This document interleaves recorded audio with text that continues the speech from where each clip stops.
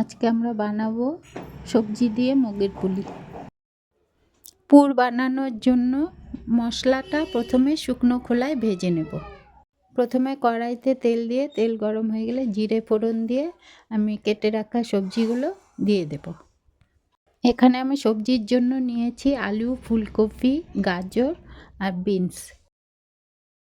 সবজি ভাজা হয়ে গেলে হলুদ, লঙ্কা গুঁড়ো, জিরে গুঁড়ো এবং পরিমাণ মতো লবণ দিয়ে একটু ভেজে জল দিয়ে দেব। জল দিয়ে ভালো করে ঢাকা দিয়ে দেব। ঢাকনা খুলে পরিমাণ মতো চিনি আর ভেজে রাখা বাদাম দিয়ে নাড়িয়ে নেব একটু।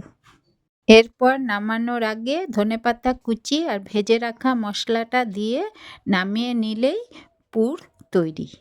এখানে 200 গ্রাম মুগ ডাল আমি আগের থেকে ভিজিয়ে রেখেছিলাম, সেটা প্রেসার কুকারে দিয়ে অল্প লবণ দিয়ে একটা সিটি দিয়ে নামিয়ে নেব।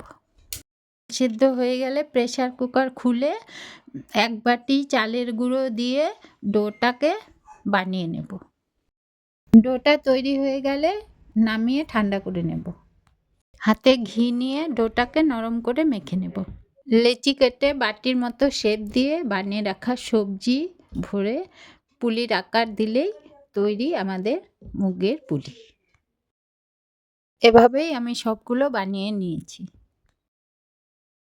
এরপর কড়াইয়ে তেল দিয়ে তেল গরম হয়ে গেলে পুলিগুলোকে এপিট ওপিট করে ভেজে তুলে নিব। এই দেখো আমার সবগুলো পুলি ভাজা হয়ে গেছে। আজকের রেসিপিটা তোমাদের কেমন লাগলো অবশ্যই কমেন্ট করে জানিও। আমার চ্যানেলটিকে সাবস্ক্রাইব করে দিও এরকম নতুন নতুন রেসিপি পাওয়ার জন্য।